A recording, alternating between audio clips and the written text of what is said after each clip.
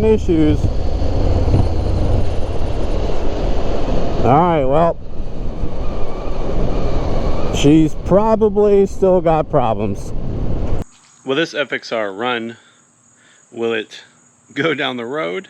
Will I be able to ride it? Will I have to push it? Will it fail? Who knows?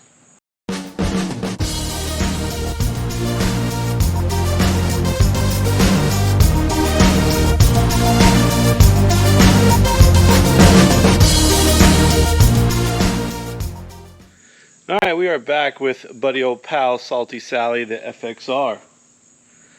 Let's see what we can do. Alright, so last time you saw this thing, we had to push it a couple times to get it home. Hopefully, that is better. I've been working on it a little bit, on and off. I haven't done much, but it's taken me some time to get it to where it is. We still have the air cleaner assembly, or the cover off. We took a look up under here. We have the stock ignition, and we had the stock pickup right there. Let's tell you what was happening. So if you didn't watch the last episode in the Salty Sally series, we took this bike out on an adventure in good faith, and she kind of let us down. We technically made it home. We had to wait a little bit and push it twice. It definitely died on me in traffic, and we had some issues. But yeah, what was happening is after it got hot, it was sputtering real bad. Of course, at first, you never really know. The carburetor was rebuilt when I got it. Wasn't sure if it was a fuel issue. It was almost out of gas. Filled it up full of gas, kept going, or kept happening, so definitely got some issue. Definitely feels ignition related, so we dived into that. So this still had the factory ignition pickup, and how you know it's factory is the ignition cover is riveted in there. You have to actually drill the rivets out to get into here. Yeah, awesome idea, Harley. Well, at least I knew that it was original just from that. So we ordered one. I think it was like 60 bucks. We got it put in. We actually put it in during Hurricane Deborah while we were kind of waiting for, we had like a few hours where it wasn't raining and doing anything. And I forgot that I did not put the fender back on. Took it down my driveway and back in between all the rain, and went through some mud and slung it all over the bike and myself. So we are definitely going to have to give this thing a wash once we figure out what is going on.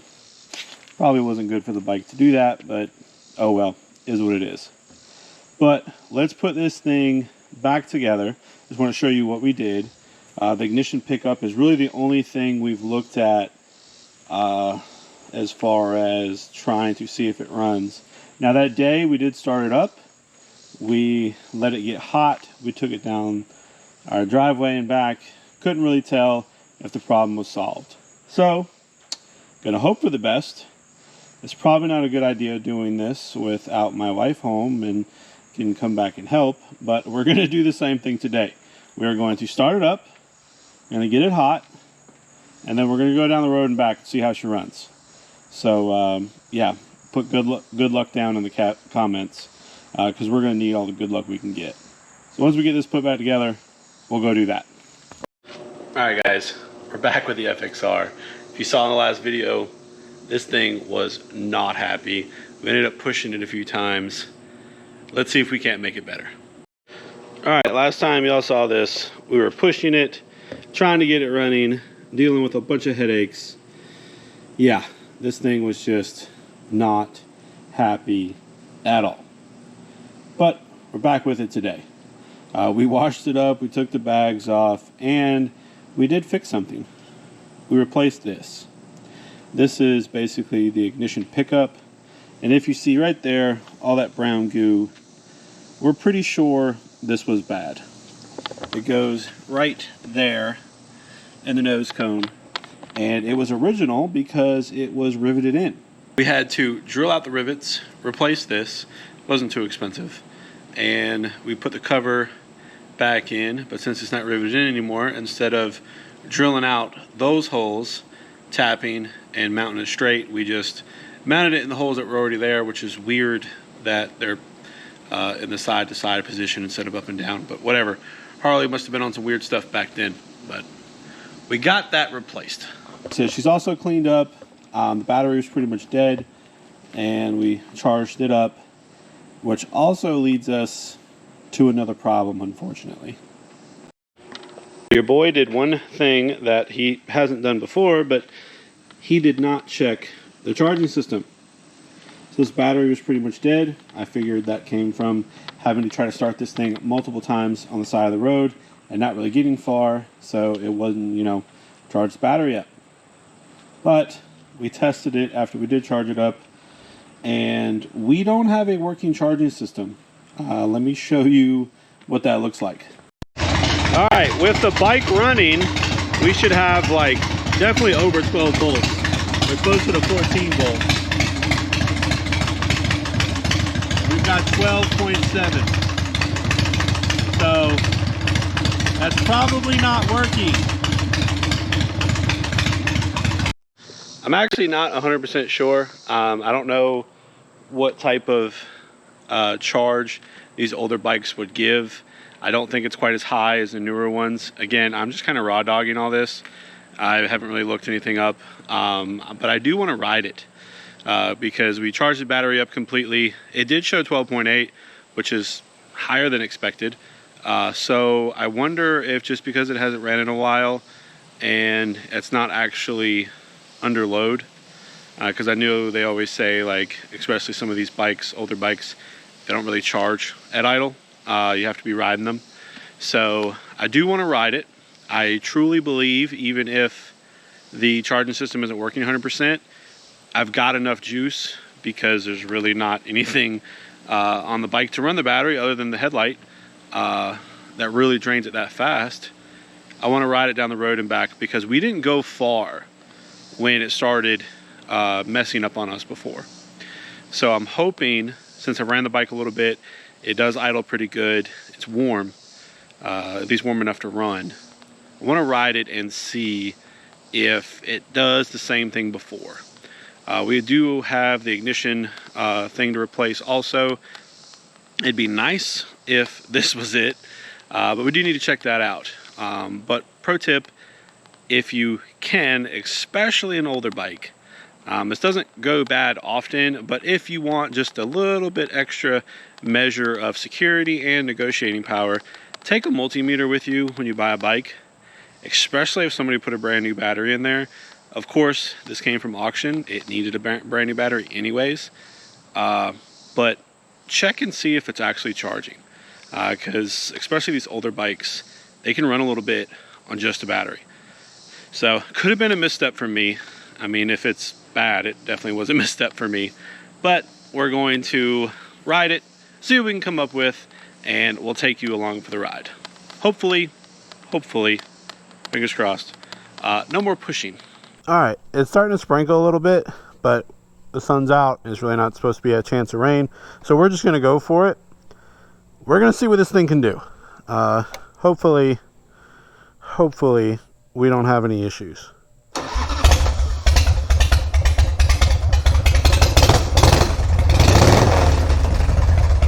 All right, let's see what happens. I told the wife to be on standby. Keep her phone near, because we might need it, but hopefully we don't.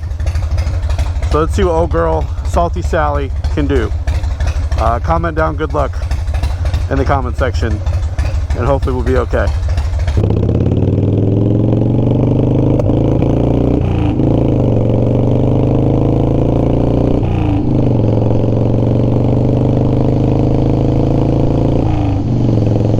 Okay, let's see what happens, because idling is one thing, being under load is another.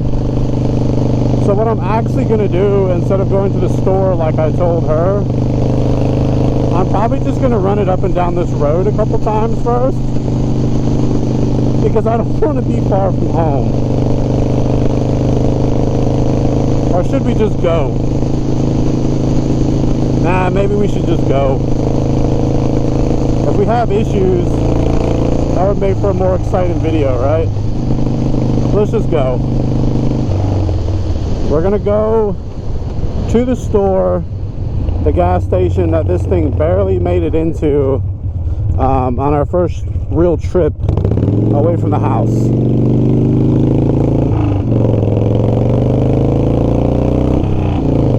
Because if we can make it to that store and then back to the house, she should be good to go. That's like a 20-minute ride. About 10 minutes there, 10 minutes back. If she can do that, then she should be good to go. I mean, that's what I'm going to say anyways. But yeah, we did not have a good time the last time we were out with Salty Sally. She was not happy. I really hope you watched that video. We'll have a link to it in this video for sure. We ended up pushing it. It took like 2 hours to go 20 some minutes maybe. It was rough. It was really rough.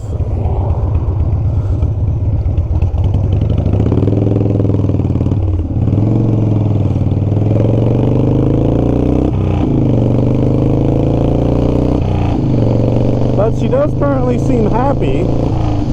Let's just hope it continues that way. But like I said, it's way different to be at idle than to be under load once she gets hot. Because once it gets hot, that's a whole different story. Bikes will tend to do, even cars, they'll tend to really show their problems once they get up to operating temperature.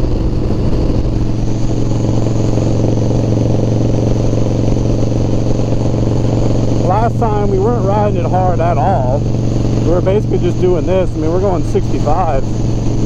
You know, that's not bad on these back roads. We weren't pushing it. I just kind of want to ride it like we did last time. See how she responds. Throttle response seems pretty much fine. I'm not having any real issues here. We got some rain right through here. Roads are a little wet.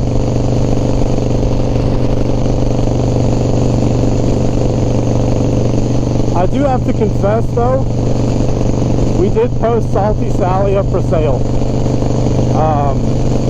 I took the bags off. I cleaned her up real good. We took some pictures. And I posted her up for sale on Marketplace. Well, I have enjoyed this bike so far, even the ups, downs, and lows, and I'm sure that having it for the channel would probably do really well. I don't know if I have the time to really have a full-on basic frame-up project that this bike may need. Now, I know the engine and everything feels really solid. The trans feels really solid. Like, everything's good. But to do what I want to do, this bike kind of needs a lot. It does. It would be better if somebody had it and just loved it the way it was. Maybe turned it in to a little bit more of a suspension chopper. Kind of like just an old school chop, lighten her up a little bit more, and just loved it the way it was. Keep the suspension, and just have a really cool FXR.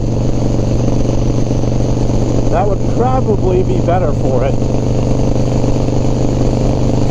I want to build something for my business that I can take to shows, put my bags, put my parts, put all my stuff on there. You know, wretchedclothing.com if you want to check us out. But we're really trying to do better and further the company. And I want to have a cool bike to show that off. So, I don't know if this bike is it. I know what I want. I kind of want a newer model dyno. I had a 2010 back in the day. I like the size of them. I love the sound of that twin cam. You know, I like it. I'm a little nostalgic for it. It was my first big bike. I'm nostalgic for it. I'd kind of like to have it. And I know it would be a lot more reliable than this. And it'd be more comfortable than my older model dyno that I have. I kind of want to sell both of them and actually have the money to do a full-on project that I've never really done before. And not that it's going to be anything crazy, but I do kind of want to have a nice bike. I do kind of want to have that.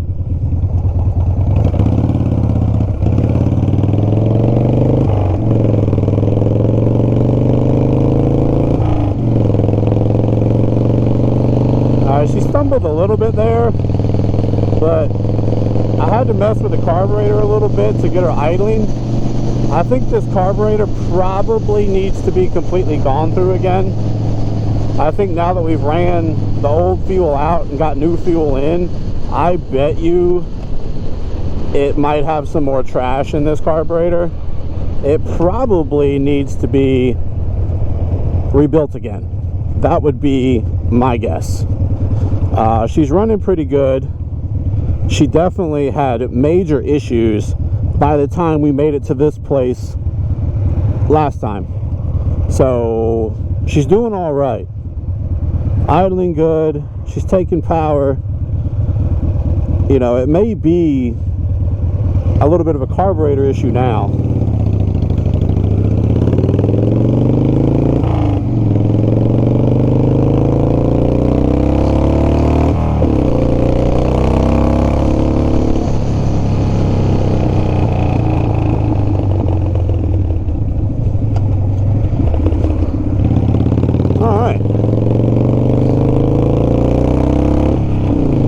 She's running really good and she's taking power. You know, she does pretty good at just like cruising speed. I mean, I think we're doing okay. I think we're alright. That ignition pickup was definitely probably bad. It had all the signs of being bad. It was acting like it was bad. It visually looked bad. You know, so $60 part, if that fixed it, hey, I'm on board with that. So, yeah. We do have this up for sale, because like I was saying, I kind of want to get rid of both bikes. I'm not quite sure I want to get into the M8 Softail. Uh-oh.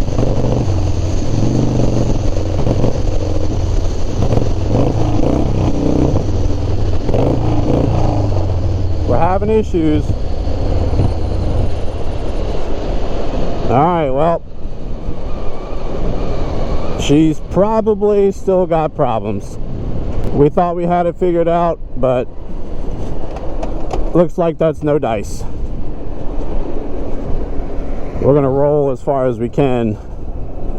We're not that far from home, but we do need to get off the roadway. Man, I thought we had it. I really thought we had it. Alright, we're back on the road. She seems to be doing okay. I don't know if maybe it just stalled out or something came loose. I'm not sure.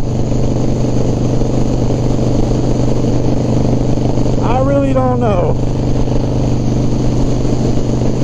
It's so weird that, like, it rides so good and then it just kind of falls on its face. Like I said, I wouldn't be surprised if that carburetor needs to be gone through. There we go. We're just going to limp this thing back home.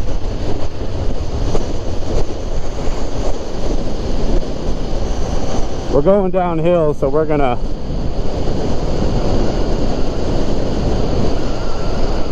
we're going to cut it off, so hopefully whatever's going on, it'll get better, and then hopefully we can get it running again.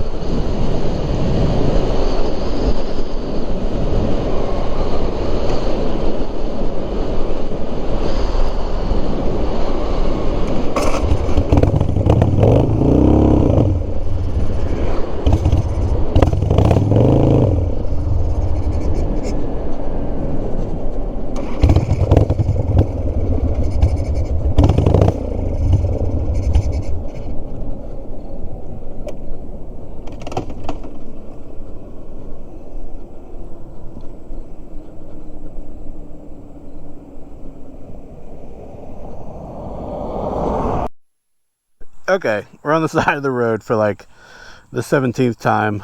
Kind of faked me out, you know, getting to the store and seemed like it was doing okay. I don't really know what the issue is. I'm not smart enough to know. I don't know that much about these bikes. It might be ignition related. It does surprise me. We did stop at this church because there's a big hill right over there. I was going like 85 down it because I knew if this bike cut off on me, I had to make it up that hill, or there was a very good chance I was going to get hit by a car.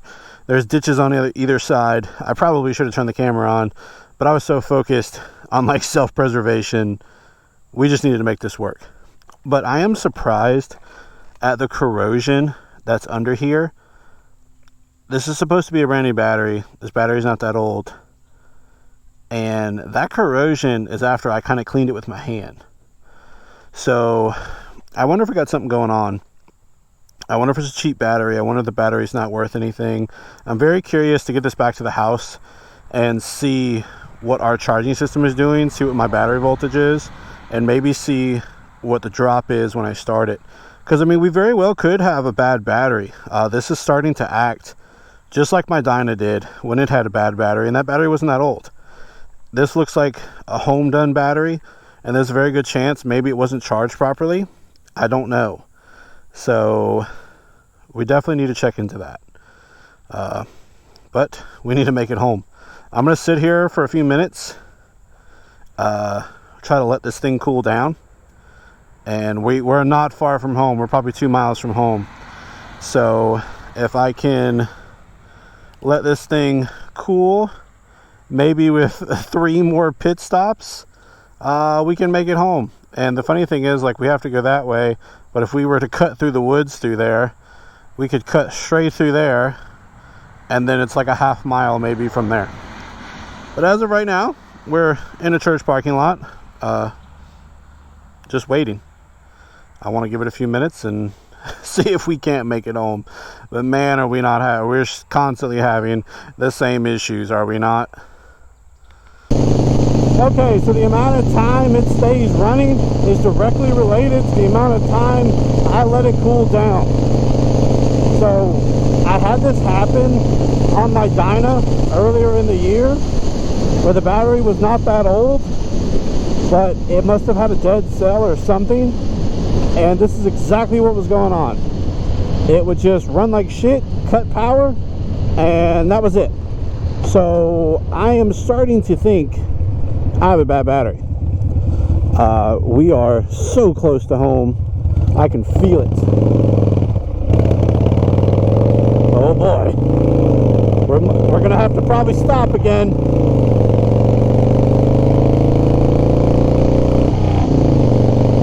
She's not happy. Just trying to go as fast as I can so I can coast as far as I can. But yeah, I'm gonna take the battery out. I'm not happy with that corrosion I see. It's such a newer battery. But we'll take the battery out, get it tested, and see what happens. But she's starting to break up. We're so close to the house. We can coast into the driveway. I know we can. Might not make it all the way to the house, but I know we can make it to the driveway. Alright, we're here.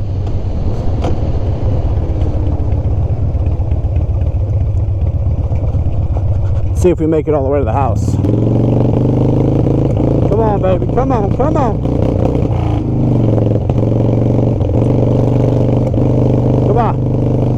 gonna make it. You're gonna make it. Hell yeah, brother. We made it.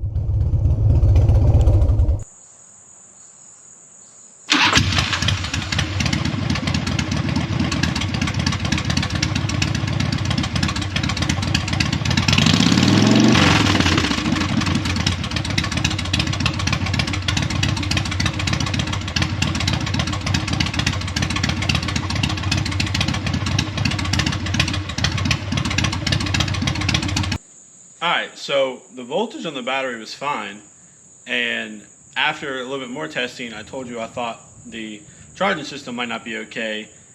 That's fine. When I revved it up, it went over 13 volts, which means it's charging, at least while riding, because your battery's not going to have over like 12.6 or whatever, somewhere around that range. So I don't know if maybe the battery's bad. I don't like the corrosion we see. I'll show you that in a second if you couldn't see that in the video. I don't like that. Something may or may not be making this bike run right. I don't know. I don't know if it's a carburetor, but something's not happy. I'm going to hope that maybe it's just a battery. I know we can take it to some auto stores, and I think they'll test it for you and all that stuff. But as far as right now, that's where we're at. I'm going to show you the corrosion, we'll take the battery out, and we'll get it tested. But the charging system I think is okay, and that's good because that's a little expensive. But if that's not the problem, and the battery's not the problem, I'm running out of ideas. So we'll see what happens. But yeah, there's the corrosion on the negative terminal right there. And that's after me already wiping as much as I can off on the side of the road. But let's hope for this. We're going to take it out, get it tested, and we're going to get back with y'all. Alright, so we're back with our battery here. We did get it tested yesterday, and test says it's good. So, not the battery. It is doing kind of what my dyno was doing with the bad battery, but only difference was the dyno was like hard to crank. This one isn't really doing that, so maybe it's not electrical. And with the battery being good as far as we can check it out, we've eliminated that. So I was kind of hoping that was it, because it's kind of a cheaper option that I could just drop in and really no work involved. But that's not it. So in the help of movie magic, we are going to drop this in and move on to something else. All right, just like that, the battery is installed. Let's see if it'll start.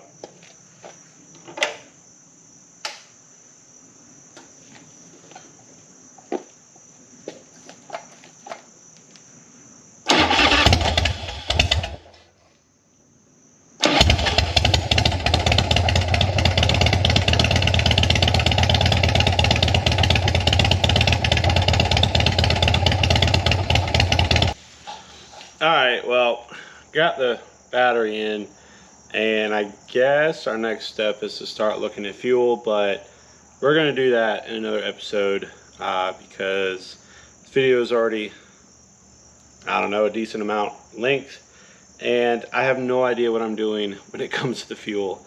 So we're going to end this on hopefully a high note. When I bought this bike, it did not have keys. You know, this ignition wasn't locked, but didn't have keys. So Milwaukee Twin, they sell a replacement ignition, and hopefully we order the right one. But it comes with keys. So basically you're just replacing this to get a new lock set up and new keys. You're doing all this just to basically rekey it. It was like 30 bucks or something like that. And of course it looks nice. So we're going to pop this off and see what it takes to replace it.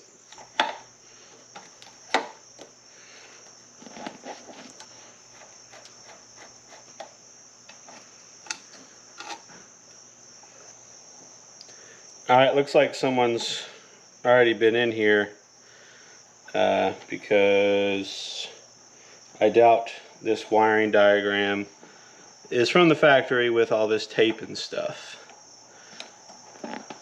So we need to take some of this off and figure this out. Alright, we're just plugging away at getting this out, and one of the Allen bolts were super tight and uses such a small, I don't know if you can see that, small little Allen key that yeah, it just kind of started rounding off. So I took a page out of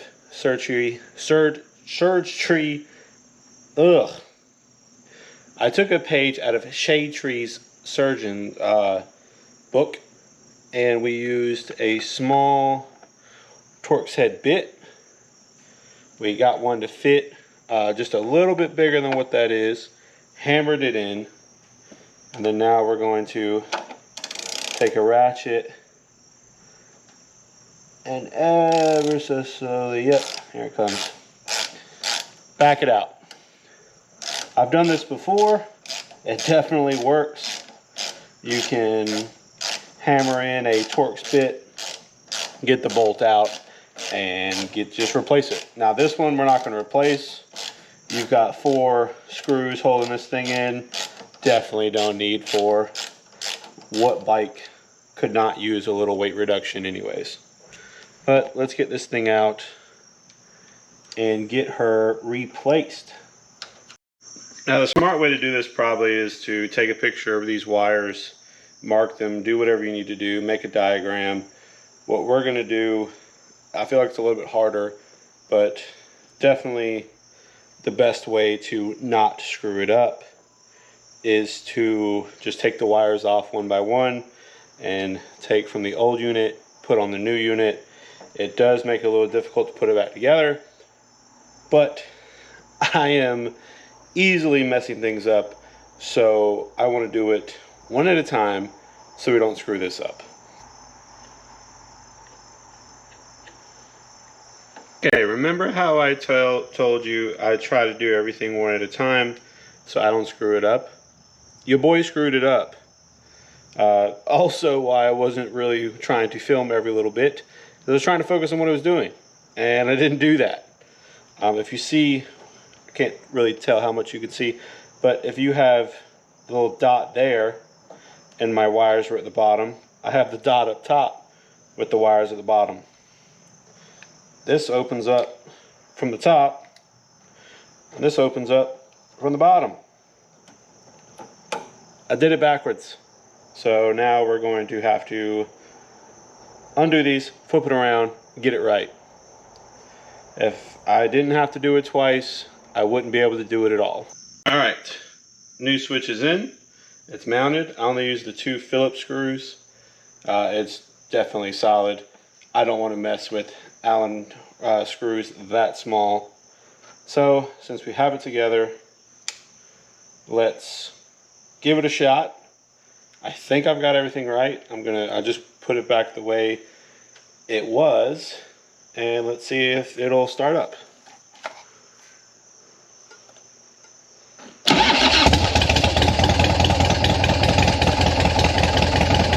Alright, so we got the bike pretty much back together.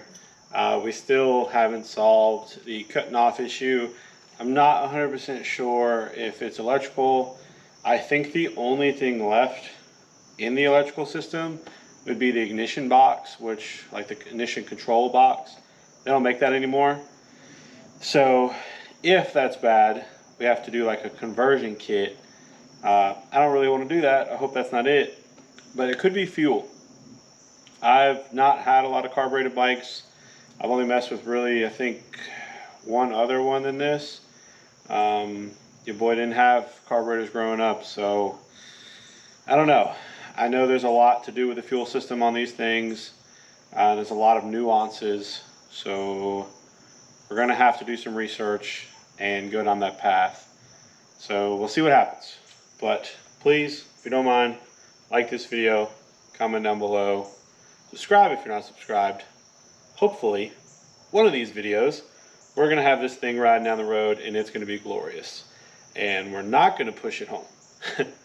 But as always, keep it wretched.